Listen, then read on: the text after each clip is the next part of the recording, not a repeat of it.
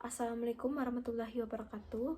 Perkenalkan, nama saya Farah Diba Pratiwi dengan nomor induk mahasiswa 61014200139 dari rombel PCKRC tahun angkatan 2020. Pada kesempatan kali ini, izinkan saya untuk menyampaikan sedikit materi mengenai pola makan sehat dan gizi yang seimbang guna memenuhi tugas ujian akhir semester mata kuliah pendidikan kesehatan. Apa itu pola makan sehat? Pola makan sehat adalah makanan yang seimbang dengan mengandung beraneka ragam zat gizi di dalamnya dengan porsi yang cukup dan tidak berlebih. Hal tersebut dapat diketahui dengan 3 hal. Yang pertama, jenis, jumlah, dan jadwal. Kemudian, apabila kita mengonsumsi makanan yang sehat, tubuh kita akan menjadi sehat dan terbebas dari penyakit. Bagaimana kita tahu bahwa makanan tersebut bersih, higienis, dan sehat? Dengan cara mengelolanya sendiri. Karena kita tahu bagaimana proses mengelola makanan yang baik agar zat gizinya masih terdapat di dalam makanan. Hal-hal penting yang perlu diperhatikan dalam pola makan sehat. Yang pertama adalah keseimbangan jumlah energi. Jadi, makanan yang masuk ke dalam tubuh kita harus sesuai dan seimbang dengan jumlah energi yang kita butuhkan. Kemudian yang kedua, zat-zat gizi terpenuhi. Dengan makan makanan yang bergizi sesuai dengan zat-zat yang diperlukan oleh tubuh seperti protein, karbohidrat, dan lemak. Kemudian yang ketiga, ada pengaturan pola makan.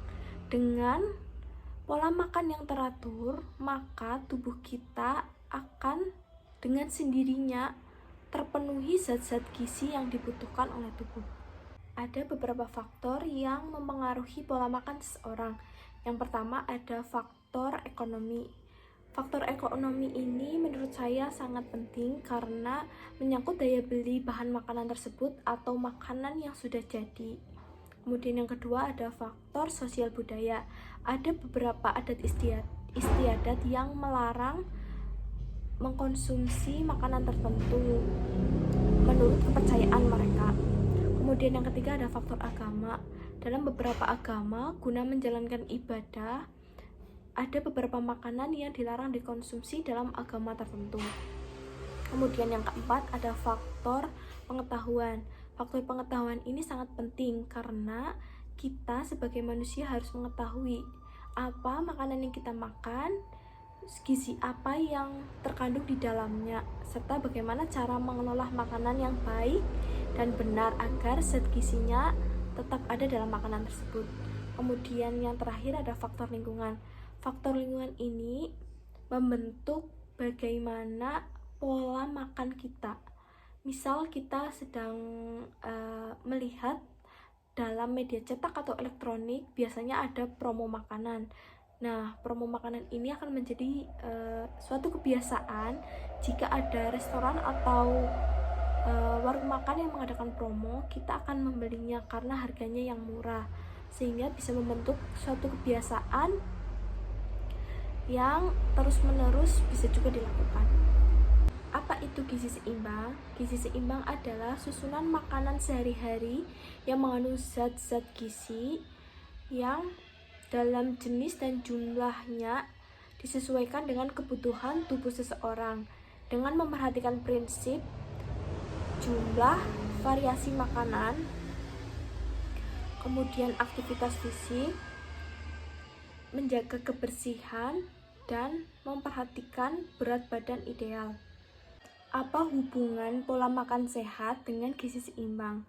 Pola makan sehat merupakan salah satu hal yang terpenting karena dapat menjaga tubuh kita dari berbagai macam penyakit dan menunjang tubuh kita agar tetap sehat. Sedangkan menurut WHO atau World Health Organization, pola makan sehat akan menjaga tubuh kita tetap sehat dan terhindar dari berbagai macam penyakit karena asupan gizi yang tidak seimbang. Contoh-contoh penyakit yang dapat menyerang tubuh kita seperti diabetes, stroke, kolesterol, dan kanker. Berikut adalah beberapa cara guna menjaga ketiga, asupan gizi seimbang. Yang pertama, konsumsi protein secukupnya. Protein ini dapat diperoleh dari makanan hewani. Contohnya seperti daging, kemudian ada susu, kemudian ada telur, atau produk olahan susu lainnya seperti keju dan yogurt. Kemudian konsumsi makanan yang tinggi serat dari buah dan sayur.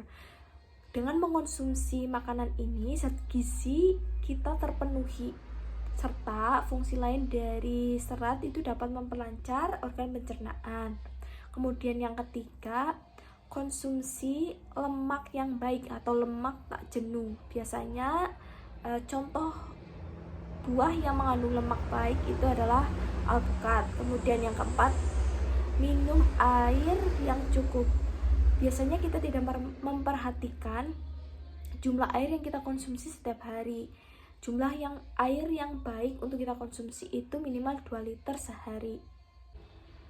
Pedoman gizi seimbang yang pertama, biasakan mengonsumsi beraneka-ragaman zat pokok atau bahan makanan pokok seperti karbohidrat.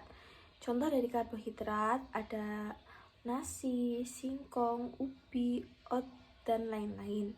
Kemudian yang kedua, batasi pangan yang mengandung gula atau berasa manis, asin, dan berlemak tinggi. Kemudian yang ketiga, biasakan melakukan aktivitas fisik atau berolahraga minimal 1 minggu sekali. Kemudian lakukan sebelum melakukan aktivitas atau sesudah melakukan aktivitas, lakukan cuci tangan dengan sabun dan air yang mengalir. Kemudian mengonsumsi makanan yang berprotein tinggi, contohnya ikan, kemudian susu, telur, dan lain-lain. Kemudian yang selanjutnya, biasakan sarapan pagi, karena dengan melakukan sarapan pagi sebelum melakukan aktivitas, tubuh kita memiliki energi untuk melakukan aktivitas. Kemudian biasakan minum air atau mengonsumsi air 2 liter per hari. Yang selanjutnya ada biasakan membaca label yang berada di belakang makanan, karena dengan membaca label makanan tersebut kita mengetahui kandungan atau gizi yang terkandung dalam makanan tersebut. Kemudian syukuri dan nikmati segala jenis makanan yang kita konsumsi. Ada 4 pilar gizi seimbang. Yang pertama ada mengonsumsi berbagai macam makanan. Dengan mengonsumsi berbagai macam makanan, yang terpenting yang perlu diingat adalah zat-zat yang diperlukan oleh tubuh yang harus kita konsumsi, seperti karbohidrat, lemak, protein, vitamin, dan mineral. Dengan mengonsumsi zat-zat tersebut, kebutuhan tubuh kita akan terpenuhi. Kemudian yang kedua, melakukan hidup bersih. Dengan melakukan hidup bersih, contohnya adalah mencuci tangan setelah ataupun sebelum melakukan aktivitas, itu berfungsi untuk mencegah kita tertular penyakit ataupun infeksi. Kemudian yang ketiga ada rutin melakukan aktivitas fisik atau berolahraga. Dengan rutin melakukan hal tersebut atau berolahraga, itu memperlancar metabolisme tubuh kita dan metabolisme gizi dengan minimal 3 kali seminggu dengan durasi 30 menit itu sudah cukup. Kemudian yang keempat ada menjaga berat badan normal atau berat badan ideal. Dengan menjaga berat badan normal, biasanya berat badan ideal itu menjadi patokan atau standar di mana dinyatakannya tubuh kita itu sehat. Ada beberapa manfaat dari menjaga pola hidup sehat. Yang pertama ada terbebas dari berbagai macam penyakit kronis. Kemudian yang kedua, mempertahankan atau menjaga berat badan normal. Kemudian yang ketiga, organ-organ tubuh bekerja dengan maksimal. Kesimpulan dari materi yang telah saya sampaikan tadi adalah gizi yang seimbang dapat kita capai atau kita peroleh dengan cara menjaga pola makan sehat. Sekian materi yang dapat saya sampaikan, kurang lebihnya mohon maaf. Wassalamualaikum warahmatullahi wabarakatuh.